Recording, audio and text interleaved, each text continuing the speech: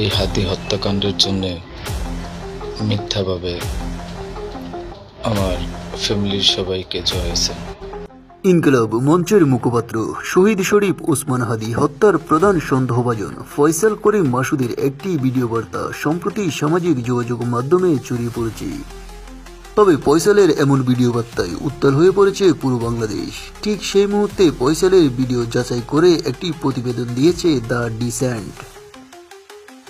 তবে ভিডিওটি যাচাই করে দেখা গিয়েছে কৃত্রিম বুদ্ধিমত্তা এআই দিয়ে তৈরি নয়। ভিডিওতে দৃশ্যমান ফয়সালের চেহারা, মুখভঙ্গি ইত্যাদি ফয়সাল করিমের বাস্তব চেহারা এবং মুখভঙ্গির সঙ্গে পুরোপুরি সাদৃশ্য। বুধবার 31শে ডিসেম্বর ডিজিটাল অনুসন্ধানমূলক সংবাদ মাধ্যম দ্য ডিসেন্ট তাদের ফেসবুক পেজে এই তথ্য জানিয়েছেন। প্রতিবেদনে দ্য ডিসেন্ট জানিয়েছেন, ওসমান হাদি হত্যাকাণ্ডের মূল অভিযুক্ত ফয়সাল করিম মাসুদের বক্তব্য হিসেবে প্রচারিত একটি ভিডিওর বিষয়ে অনেকে জানতে চেয়েছেন।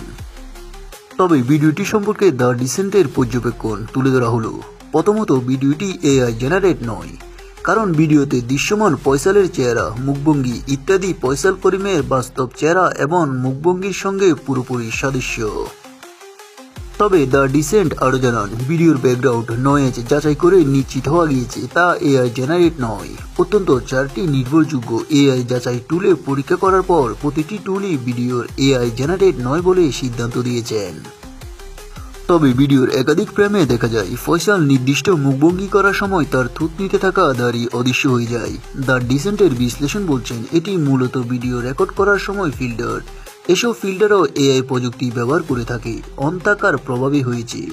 তবে এই দাড়ি অদৃশ্য হয়ে যাওয়ার দৃশ্য এটা প্রমাণ করে না যে পুরো ভিডিওটি একটি এআই সৃষ্টি কন্টেন্ট।